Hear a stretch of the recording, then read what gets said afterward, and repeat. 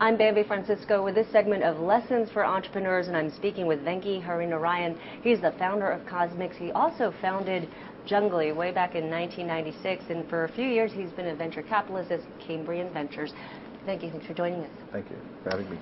For this segment, for the entrepreneurs and Vader community, they would, I'm sure, would love to know a little bit about what you've learned as an entrepreneur. What are the 3 lessons you've learned, having been an entrepreneur really for several years?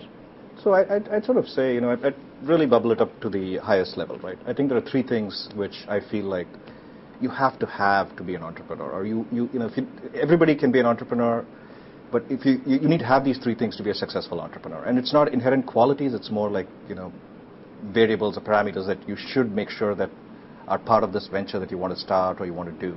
I'd say the number 1 thing is you've got to be able to dream. You have to have a dream when you do a company. You have to really, really believe that you're doing something fundamentally different, that you're going to change the world, and it's something that is what evokes the passion in you. If you don't have a dream, you're not passionate, it just doesn't work. And this is something I've learned the hard way. There have been times when I've tried to do something when I simply didn't feel the passion. You just can't do it. It's too hard already that if you don't have the passion, you're just not going to go through the walls, climb the hills, jump the hoops that need to be jumped. Yeah, first hill you're going to back down. You back down, exactly. Yeah. So the dream, I think, is the most important thing. The second lesson I've learned is clarity. Clarity is worth its weight in gold. It does not matter if you're right, if you're wrong. Be clear about where you want to go. Okay, it might fail, it might not work, it might be, but just have excruciating clarity, saying, I want to be here. Clarity is it's a funny thing to say, but you're better off being clear than being right. Okay, so it's something that people don't fully understand, which is focus is value in itself. If you're focused, even if you focus on the wrong thing, you'll get somewhere. You'll figure something out. If you're not focused, you're guaranteed not to figure anything out. Right. We didn't get any followers. Exactly. Yeah. You're just not going to, get people coming around you. You're not going to do 10 different things. By the time you figure out what you want to do, you're not going to make any progress. Right. At least with focus, you'll get one thing done. Yeah. And it may not work out, but at least you would have had the satisfaction of getting something done. Right, right. The third thing is maybe the most interesting thing, which is something that Jeff Bezos has told me in the past, and I think is extremely true. Be prepared to be misunderstood for a long period of time.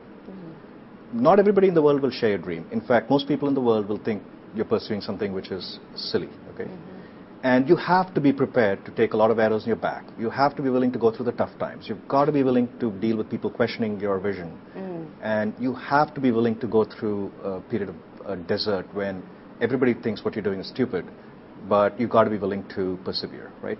And so, what I tell people is, if you follow conventional wisdom, you will never lose the money you'll never lose all your money, right? But if you follow conventional wisdom, you'll never make any money, okay? You have to challenge the wisdom. And when you challenge the wisdom, people will misunderstand you. People will think what you're doing is bad. And so you don't go out and try to challenge conventional wisdom for the sake of challenging it. That's why I think the dream is so important. So when you have the dream, it usually will not match what conventional wisdom says is to be done. And I would be very, very scared if it matches what conventional wisdom says should be done. And then, you have to really have, a thick hide and, just carry people through it. You look at all successful companies, whether it's Amazon, whether it's Google, whether it's Apple, they have gone through periods where people said what they're doing is just absolute crap. Okay? Right. And this company will not succeed. I remember this with Google in 2001 and, late 2000. Yeah. And so... And Amazon, of course, we know what they went through in the bust. I used to cover Amazon, so I don't think Jeff would ever speak to me, just given what I wrote about Amazon. But it's just that you have to have that's why I think the dream is so important, because if you really believe in your dream, then you're willing to be misunderstood for a long period of time. Well, clearly you're spoken like a true entrepreneur. You decided to become a VC, and now you're back. So you don't mind arrows in your back. So clearly, it's hard. It's easier maybe when you're doing it for the second time. The first time it takes smarter.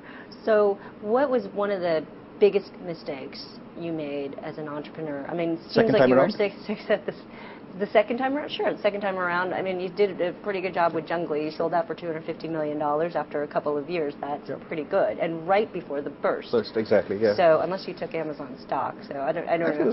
It's a question of when you sold Amazon stock. I saw Amazon go from I saw the Henry Blodgett day, which was going from 250 to 400 in one day. So, right. so it's a question of when you sold. And Okay. it was bust, boom, bust, everything. We saw everything, yeah.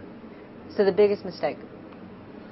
Second time around, I would say the biggest mistake is, I wouldn't say it's a mistake as such. It is more of a flaw that it's what you see at this level when you start doing it again is your biggest assets are also your biggest weaknesses.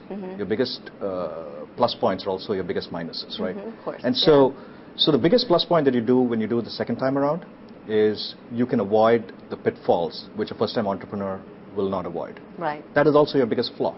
Because a first-time entrepreneur will dream bold. They will climb up hills that are stupid to climb, but they just might find the pot of gold on the other side. Right. And so you have to challenge yourself. Every once in a while, I have to do something, you have to sometimes say, take the risk. Take the risk. Be stupid. It's okay to be stupid.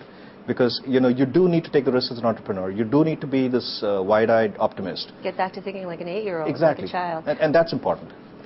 What, and this is the last question, you've been around, obviously we're living through some pretty horrific economic times.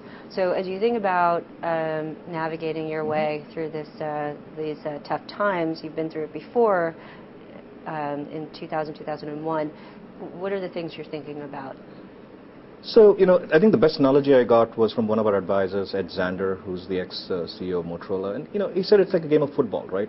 When you are in a time like this, you can't just go to the running game, right? You can't just run every down, right? You have to throw a few passes. You have to make a few bets as a startup. You can't just say, hey, I'm just going to be in survival mode, shut everything off, and just say, okay, this is all I do, right?